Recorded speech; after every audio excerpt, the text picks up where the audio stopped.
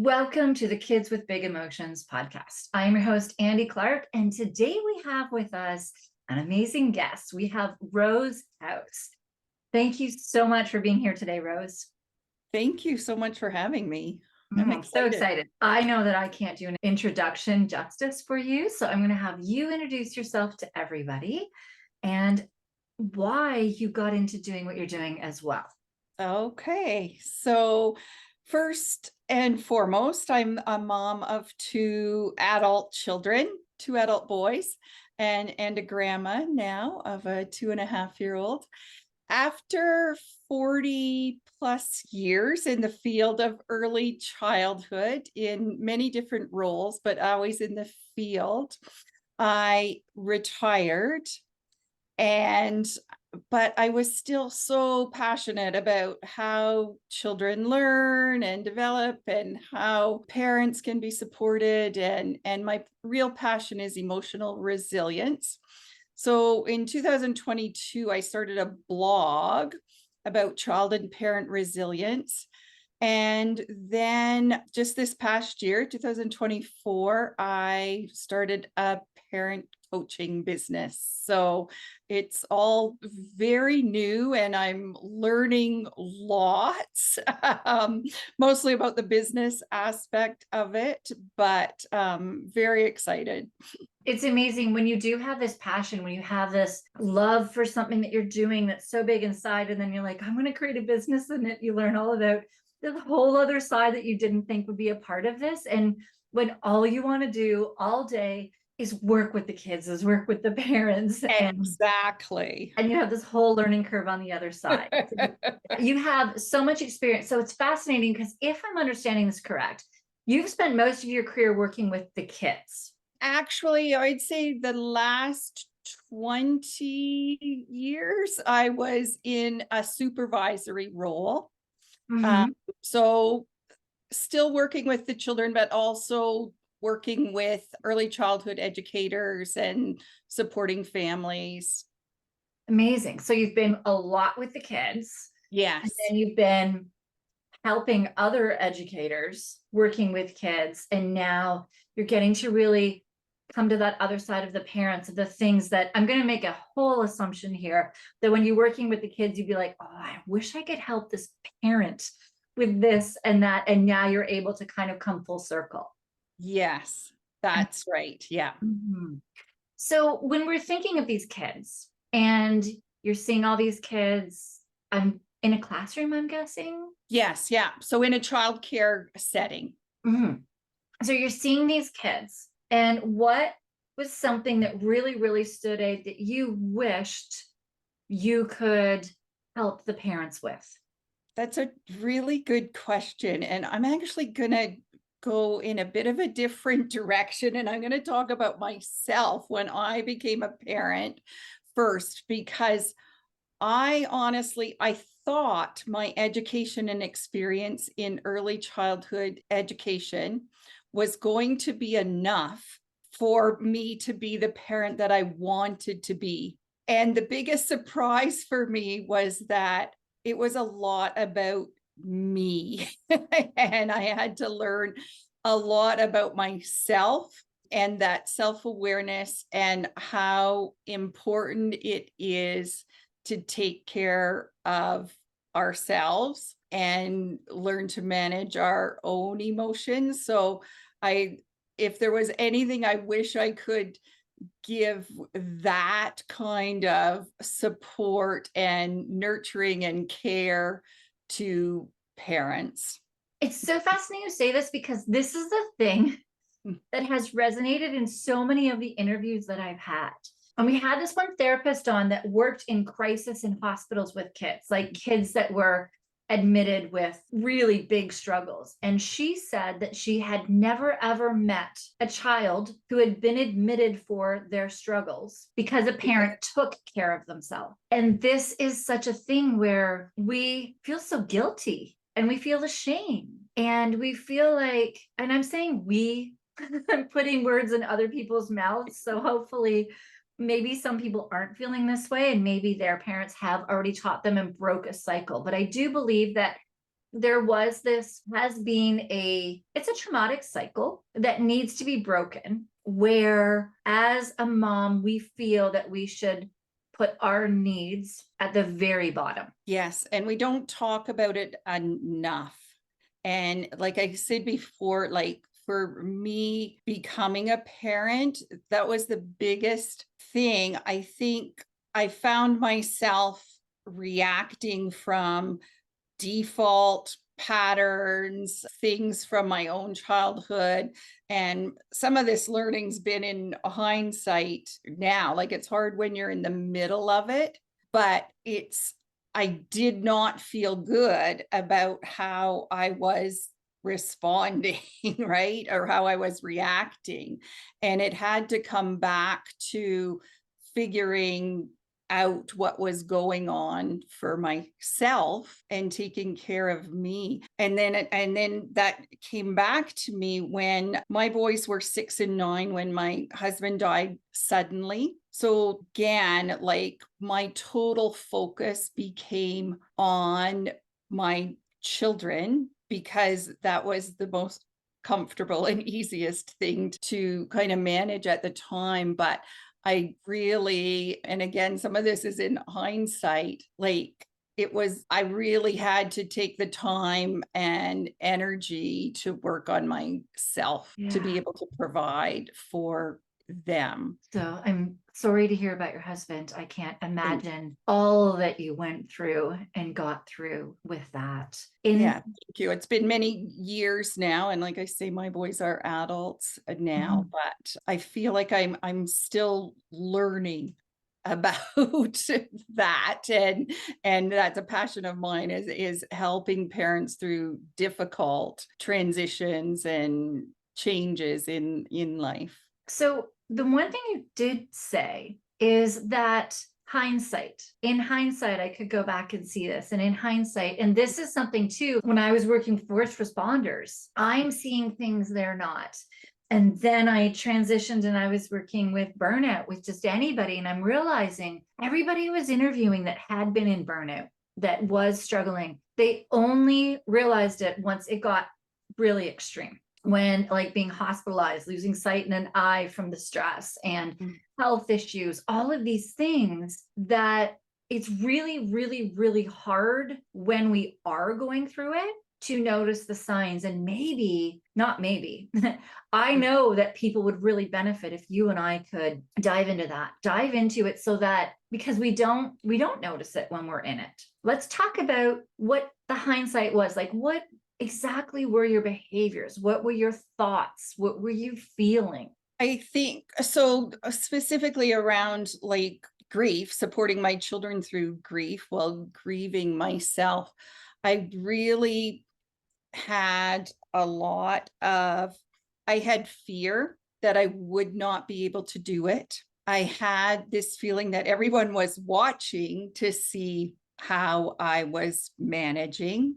And I felt like I really couldn't express my grief for fear someone or maybe myself thought I was losing it and not capable of providing for my children. So I mean, there's so many layers to this, but Mm. the other thing, I mean, what was always so important to me as a parent was that my children felt secure and always knew they were loved.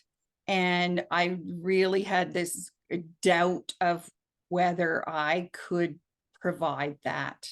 So you did have a lot on your plate, like with all of a sudden becoming a single parent Yeah. and having to help support them through the grief. That being said, the feelings that you said, I believe, are going on in so many parents' minds. So what you said, if I'm correct, I'm going to forget some, so help remind me, please. You said you had fear that you weren't going to do a good enough job, or that you weren't doing it right. You were judging yourself. You were worried that other people were going to watch you and make judgments on how you were parenting. And there was another one you said. There was shame for Mhm. sure. Um, I don't know if I mentioned that specifically, but it was definitely there. Right. So when we're in the middle of this, quite often we have this self-talk of, well, even if I start doing things to help myself, people are going to think that I don't have it together. Yeah, that's very true. And so for anybody that's listening to this is huge because I'm going to ask you, if you see another mom taking steps to help themselves feel better, do you ever judge them and think that they're weak? Or do you look at them and think, wow, I wish I could do that? Yes, I think, wow, I wish I could. I wish I could have done that Yeah. at the time. And how brave is that? Mhm.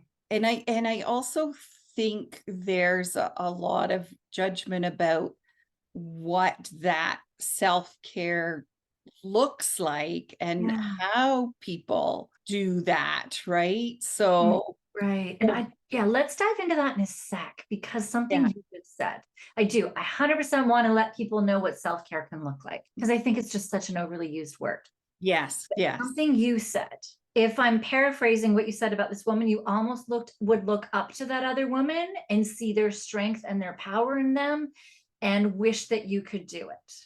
mhm, Meanwhile, we are actually our own worst critic in how we are judging ourselves and feeling about ourselves when we would not look at somebody else with the same view, with the same lens. We're actually looking at that other person as if, wow, they're strong. Look at them doing that. They're getting themselves out of where they're at. And we don't say those words to ourselves. So, just any random thoughts that come in your mind as to why you think that is.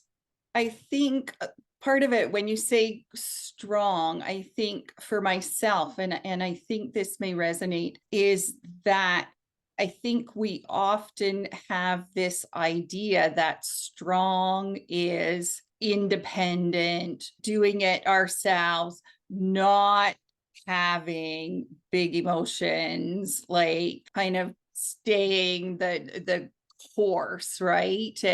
And what I've learned in hindsight, that strong can also mean being vulnerable, asking for help, right? Like we're not meant to do any of this alone.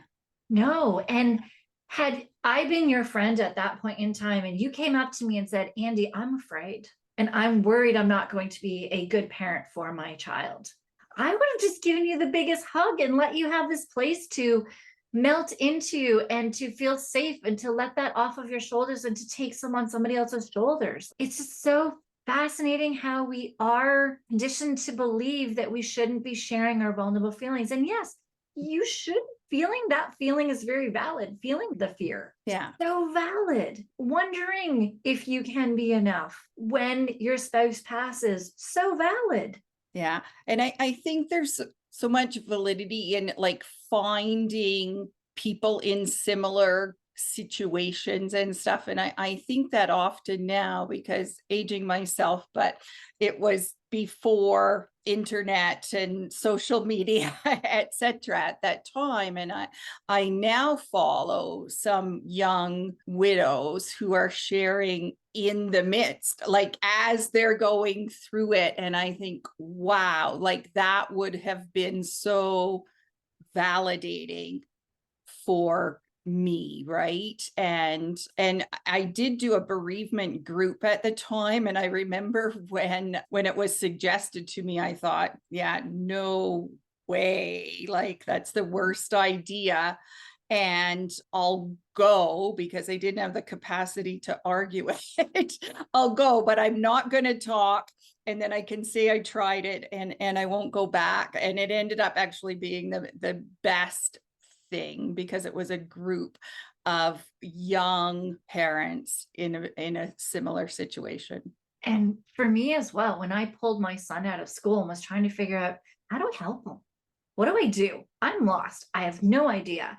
It was Facebook groups. And it was this word executive functioning that kept coming up. I'm like, what is that word? I don't know what it is. And for a while, I was like, well, that's not my son. And I'd skip it. And after a while, I'm like, this keeps coming up. And a lot of things they're saying are similar. Let me start diving in and hearing these parent stories about kids having outbursts and hearing these stories about their kids being academically smart, but not able to do the work in school. And all of these things just made me feel seen and heard, where I was in, it's not even a bubble, but in my area, there wasn't another kid that I was aware of that was like my kid, that I felt so lonely. So segueing that exactly into self-care. Self-care can be finding a Facebook group Exactly. that has kids. Like if you have autism, if it is premature neonatal, if you have a death, bereavement, if there's a divorce, kids with big emotions, neurodiverse kids, you get dyslexic kids or dysgraphic kids, or however it is, any medical conditions, right? You get diabetes with kids.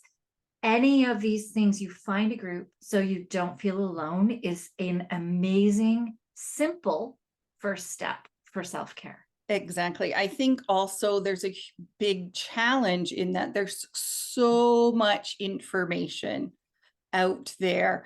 And I really like to say to parents or caregivers, whoever, find the group and the information that's building you up, not creating self-doubt, right? Like, so it's finding what fits for you and your family, and that might be bits and pieces from different things, right? Yeah, absolutely. And with me working with stress, I can be getting people that come in with their stress system so heightened that everything is an emergency. And I have the tools and skills to be able to work with those people to help them in how to respond in my support circle. And I've had Facebook groups with tons of first responders before Yeah. too.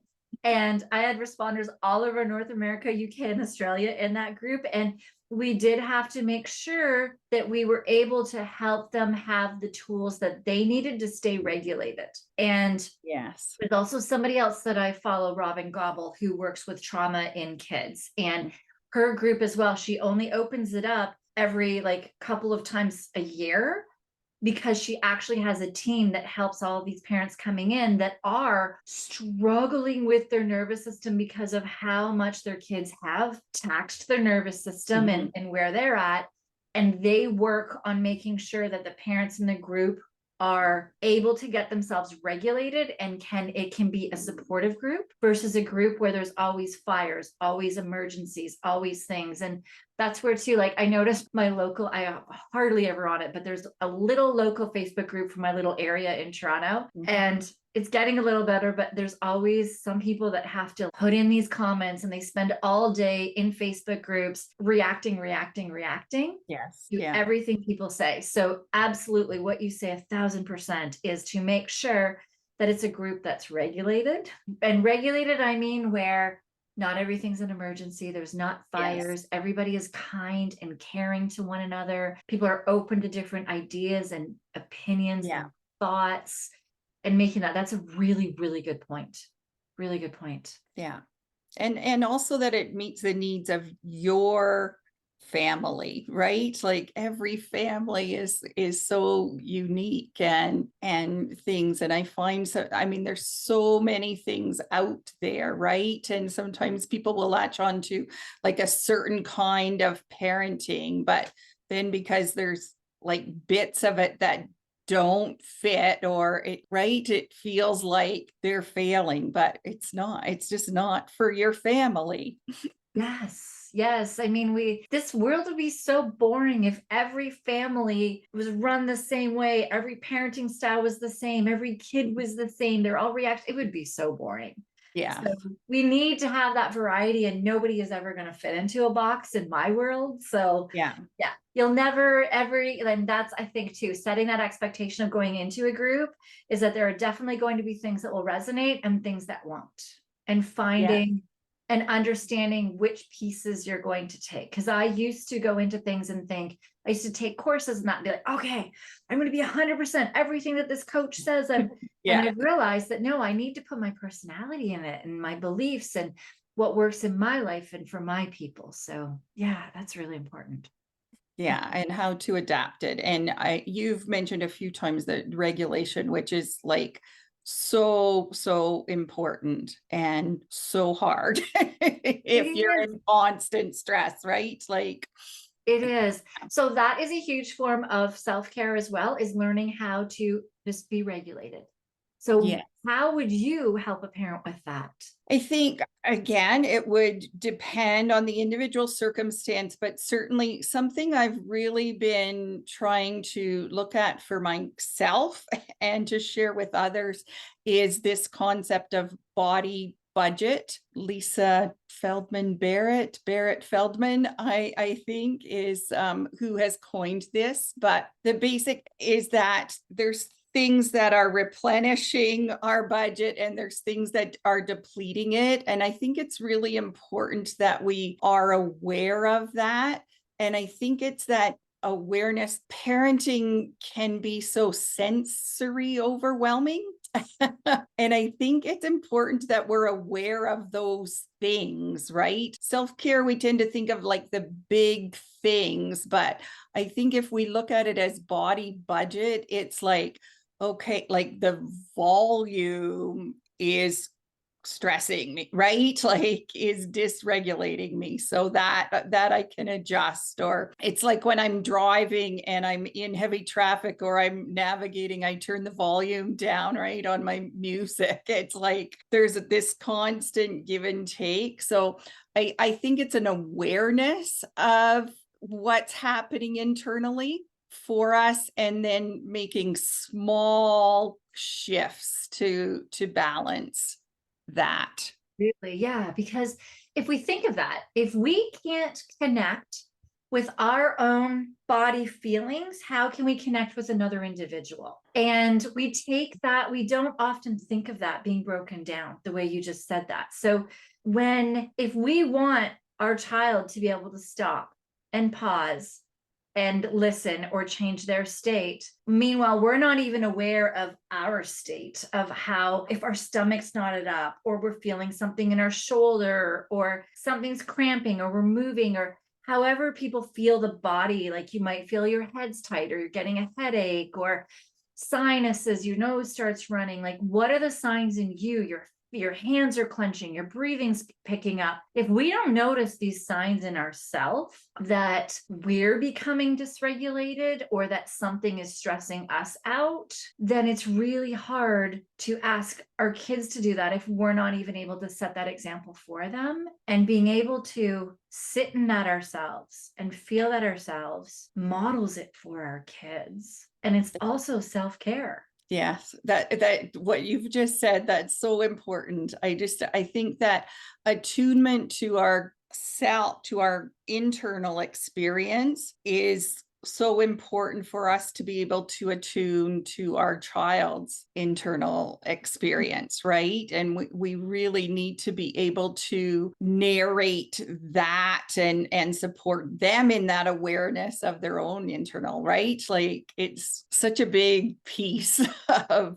It is. And the thing is do you know Amishi Jha? I So do know. Amishi Jha, she is a neuroscientist that studies focus and attention. And so it's where our focus and attention is all the time. And we really, really struggle as a society to focus and have attention on how we are feeling. And it's the reason behind that is that in our brain, we have like a whiteboard. And our whiteboard just gets filled with so much, especially as a parent, especially managing a parent with big emotions. There's so much going on that this whiteboard just fills with so many things. And then we get on a screen or a device, which as soon as you get on a screen or device, like the amount that gets put on your whiteboard is amazing. And so she has it. There's actually a chapter that is, I have it all bookmarked, but it is titled Connection. And it actually talks about breathing for 12 minutes a day. Breathing for 12 minutes a day, anytime that your focus goes on to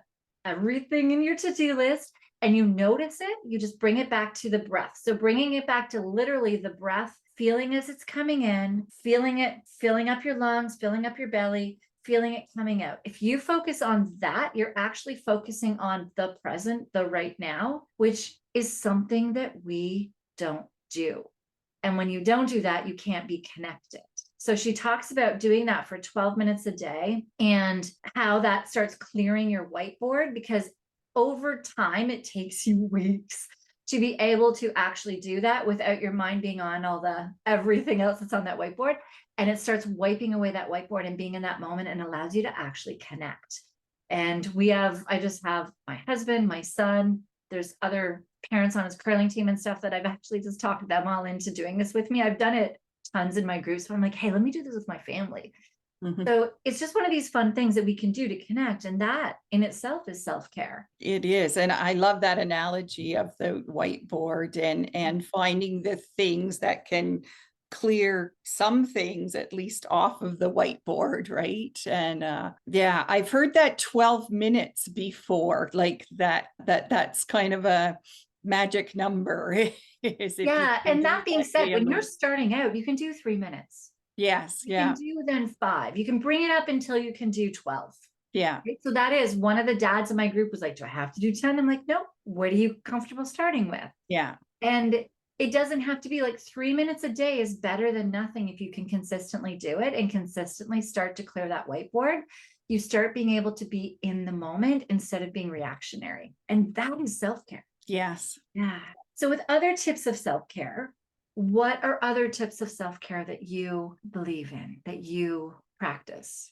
I think what's coming to my mind for parents specifically is just knowing that you're doing better than you think you are. Absolutely. Yes. Always. And knowing that your child's behavior or big emotions are not a reflection of your parenting. It's where they're at, and to trust the process, because your child is hitting or lashing out now does not mean they're going to be an aggressive adult. Like, just deal with the moment, right? Like, we get so worried about what they're going to become. So I think that if we can focus and just have grace for yourself, self-compassion, we've talked about treat yourself like you would treat a friend, and I think the self-awareness and know that it's all a process. Like I talked about, like learning things in hindsight, right? Like in the moment, I had some self-awareness, but it's a process, right? You're never gonna have it all and know it all. So just trust the process, be kind to yourself, and know that your needs matter, and make them a priority, because that's possibly the best thing you can do for your child. Right. And if you show your kid, model your kid that your needs matter, then they will start learning that their needs matter as well. If Yeah, they see you always taking a back burner, then they may feel that they cannot prioritize their needs either. yeah, yeah. They model you. And you're teaching them to set boundaries, right? You're teaching them, and I always say, like, acknowledge and accept your feelings. Like, we seem to say that about children, but do we do that for ourselves, right? Like, yes, I'm frustrated, and it makes sense that I'm frustrated. I can still choose how I respond, right? So, like, whatever you're feeling, it's okay. Yeah. And every feeling is welcome. Every feeling is a part of you that is protecting you in some way. Yeah, And if we start, as you were saying at the start of the self-care piece, is that if we start noticing this feeling is coming up, and instead of trying to push the feeling down, we say, why is that feeling coming up? And we get to actually acknowledge that feeling and why it's there instead of pushing it away.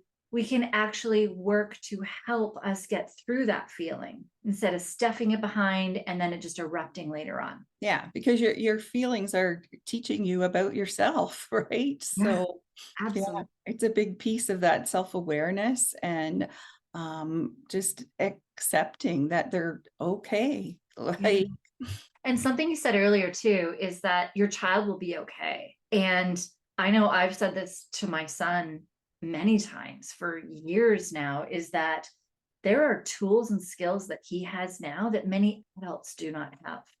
He knows how to regulate himself.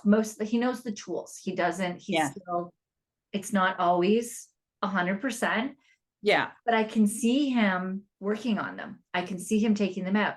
He knows what to do after outbursts. He knows what to do in order to keep his whole system, like you were saying, sensitivities and all of those things.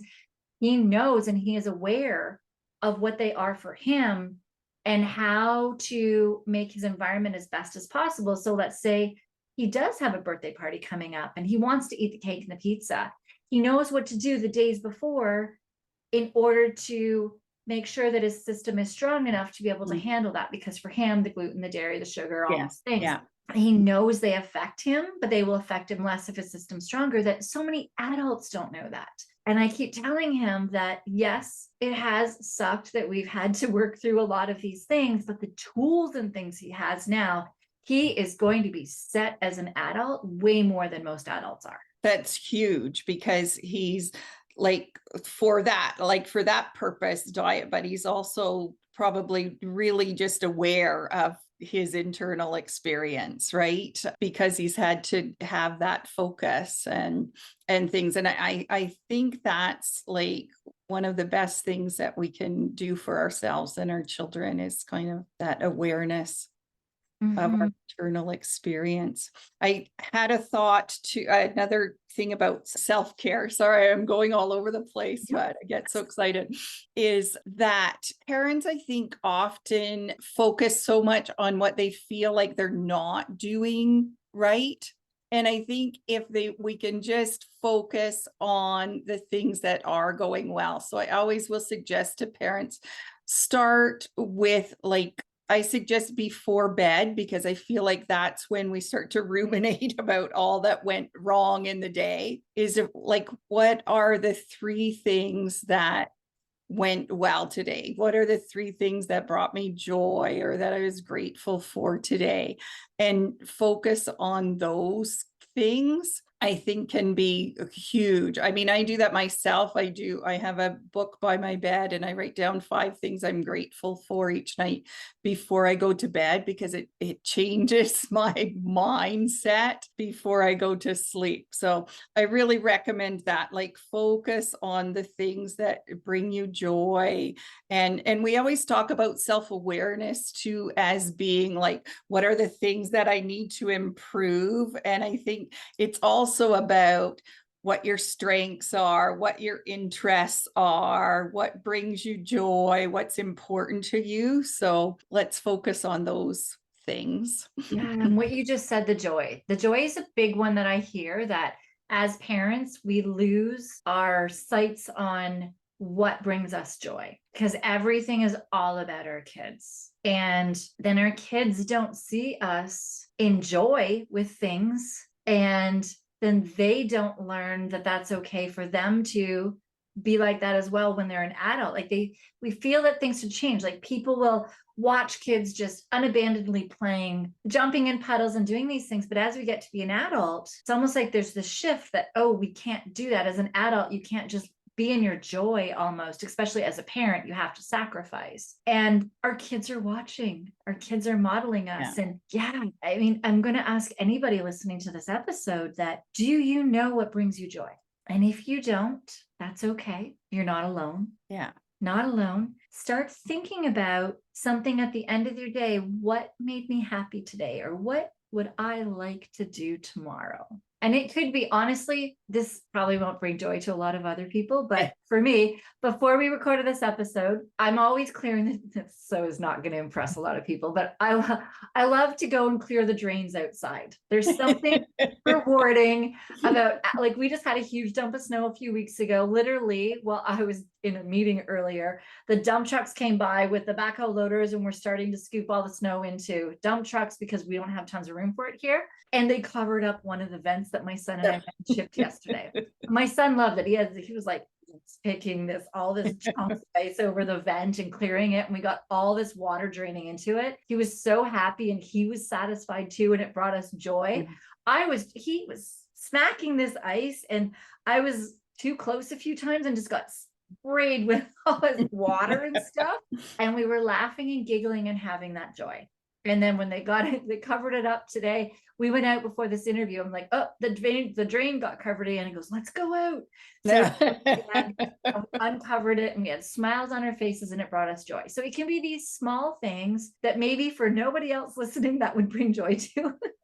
But it Yeah. reminds me of like I do go and jump in puddles with my kids and have fun. And as Yeah. adults, we feel, oh, I can't do that. People will laugh at me. And some of my neighbors do. Mhm. But I just always think, hey, they're laughing with me. Not Yeah. at me. And if they are at me, Sure. hey, because I have joy right now. Exactly. Yeah. I think we really need to try to hold on to those spots. I think, and I might have the name wrong, but I think it's Rick Hansen that's coined the negative bias and talks about how negative things are like Velcro. They stick and we focus on them, and positive are like Teflon. They slide off. So we really need to be intentional about holding on to those positives. And I think if people get into the practice of, like you were saying, like of noticing them and even and writing them down at the end of the day, they'll start to see patterns of the things that mattered, right? And it's like, and I think like the situation you talked about with your son and the joy and that, like clearing the drain, it's about the connection that's happening in that moment, right? And those are generally, I think, the moments that feel joy and that feel good are when we're connected. Absolutely. Yeah. And my other son, he loves dad jokes. He has a dad joke calendar and No, he yes. tell us the dad joke every morning. And Yeah. it just brings me joy. It's like a piece I wait for. I wait for him to come down in the morning and I Yeah. wait for him to show me this. And we laugh at this joke. Like it's his smile and his giggle. It's just hilarious, especially with his cracking voice at this moment. Oh, yes. Yeah. I love it. I love it. I love it. I love it. And it's just the best that it makes all of us smile. Yeah. And yeah, these small things can bring us joy. And yes, those are things still even with my kids, but I can still find things as well outside of my kids that can also be Yes. bringing me joy. Yeah. And honestly, in the middle of parenting, I mean, the thing that brought you joy that day might be that you got 2 minutes in the bathroom alone without someone crying at the door, or right? That Like, exists. Is that really a thing? pardon? Oh my gosh. Between my cat and my kids, I don't even know Yes. if that exists. But yes, that would be a miracle if that happened. And I would Yeah. definitely happy dance after I washed my hands and walked out of that bathroom. I'd be like, no, completely, right? We need to start looking at these really tiny things because, as you said, that Velcro, we notice Yeah. the big things. We notice the struggle that the one child had, and we may not notice the joy that the other child did, or just even a little Yeah. joy that the one that was struggling did, or the little success that they had. For them, it was a tough thing that maybe they got out of their tantrum a little sooner than they did before. Yes. Wow. Yeah. Can be like those little pieces of views and lenses that we can look at things a little bit differently in our kids. Yeah. I think it's watching for those signs, right? Like, just again, it comes back to that awareness, but it's just like if your child's been hitting and lashing out, and this time they yell, I'm angry before they hit, like that can be a win, right? Like it's finding the things and just being aware of those small wins. And Completely. Yeah. I am so proud of my son when it's actually happened yesterday. He's like, I'm getting so angry at this. I just want to hit something. I'm like, okay. I said, amazing. Do you want to go grab a pillow and do you want to go bang it against the couch? Do you want to go do this? Do you want to go for a run? What will help you right now? And he ran out of the house and he ran up and down the street and came back and he was better. And because he yeah, noticed, and now I'm helping with the next step of the tools instead of getting mad at him for saying that he wanted to hit something. yes, yeah, that's Mhm. awesome. Like, Yeah. Yeah, it's just amazing. And that's the thing is we have to flip that lens that we're looking at things and we can't do if we're not connected. yeah, If we can't notice how our body's feeling before we want to yell, before we want to hit, before we're feeling stressed, before we're feeling like our battery is yeah, completely draining because something is stressing us out, then we can't be there to connect and support with our kids. yeah, So it's not even that self-care is a luxury. Self-care is a necessity Exactly. in order Yes. to be able to learn how to regulate your nervous system. And it can Yeah. be as simple as 3 minutes a day, up to 12 of just breathing. Yeah. That's Yeah. it. Do it in bed, Yeah. do it while you're commuting to and from work, do it Yeah. while you're at the breakfast table. Find a spot to do it on your lunch hour, whenever it is. You can find that time to even do that, to start being able to acknowledge how your body's feeling Yeah. and to be able to start connecting so that you can model that so your child can start doing it too. And I think it's those things that you can practice when you're calm so that they're available, right? When you're in the midst of chaos. But there's also things you can do in the middle of chaos, right? Like when you're getting dysregulation is contagious. So if your child's emotions and your child is dysregulated, then it makes sense that your nervous system is becoming dysregulated too. But there's things you can do in that moment, like just like grounding yourself by leaning against the wall or sitting on the floor, right? Like giving yourself a solid foundation, or being down at their level. Doing breathing, of course, is always helps with the nervous system. But there's other, like humming or having a silly word you say to yourself, like it's whatever works for you. Yeah, yeah, absolutely. And so breathing, I do want to say that when you're stressed, it's breathing through your mouth. So to get out of the stress, switch to your nose. And if you start slowing that down, your child can feel that. Yes. And other things too, drinking water, because your nervous system shuts down your digestion. So as soon as you Yeah. drink something, it flips a switch inside your nervous system saying you're not in a stress state anymore. Yeah. Dance, have a dance party, put on a Yes. happy song that you know your child loves and just have a dance. Yeah. Yeah, Yeah. so many different options, so many ways to Yeah. do it. I And mean, it's going to be different for every child, right? Like sometimes a child might want a hug and sometimes they might need space or whatever, but it's like figuring out. But you've got to be in tune with your own internal experience to then help them know their internal experience. absolutely, absolutely. Rose, this has been amazing. I'm so grateful that we connected and were able to do this. Before we go, is there anything that you feel that we haven't touched on or that we've touched on that you feel needs to be brought back to the surface before we go? I think I love the direction that this conversation took and the focus on the care for parents, self-care. Self-care, the term I think is overused and things, but to put your oxygen mask on first and do the things that matter for you. One thing that I do tell parents, I have 3 questions that I think can be really helpful just for grounding in the moment and for giving some maybe guidance to the response. So, and they're just, how can I connect with my child? You can use that in the moment. What does my child need? And these are kind of things we've talked about, right? What does my child need in the moment? And what's my intention? So what's the message or the learning for my child? So I think sometimes just to have something to focus on in the midst of the chaos can be helpful. Absolutely. And with those 3 questions too, it's okay to not always know the answers to them. That doesn't mean you're a failure. Yeah. What you do when you keep asking those questions is you start noticing what answers work for that child as well. Yes, Mm. exactly. And it's more of a giving you a focus in the midst of maybe dysregulation, right? It gives you something to focus on to help regulate and to guide how you're going to respond.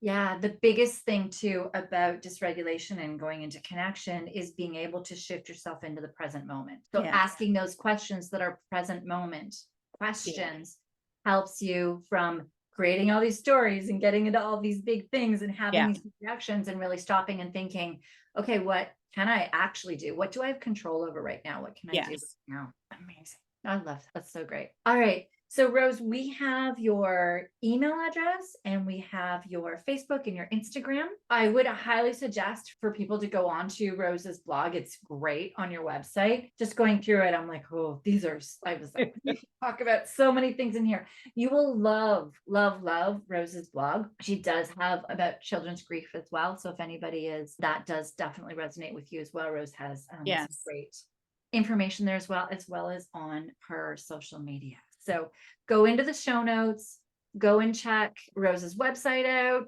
follow Rose on her Facebook and her Instagram, connect with her in any way. If you resonated, then definitely reach out to Rose. So thank you so much for being here today, Rose. That's great. Thank you so much, Andy. I love what you're doing and everything. So I was very excited to be here. Thank you. No, my pleasure. All right, everybody. That is today's episode. If you have an interest in working with me, you can definitely click the link in the show notes as well for my support circle, which is my monthly membership group where I have lessons and trainings. They're actually full-on courses that I allow you to go through at your own pace while I am in there to answer questions with you in the group, as well as weekly live calls. So if you want to go into that, would like to work with me through there, click on the support circle below in the show notes, and we will see you in the next episode.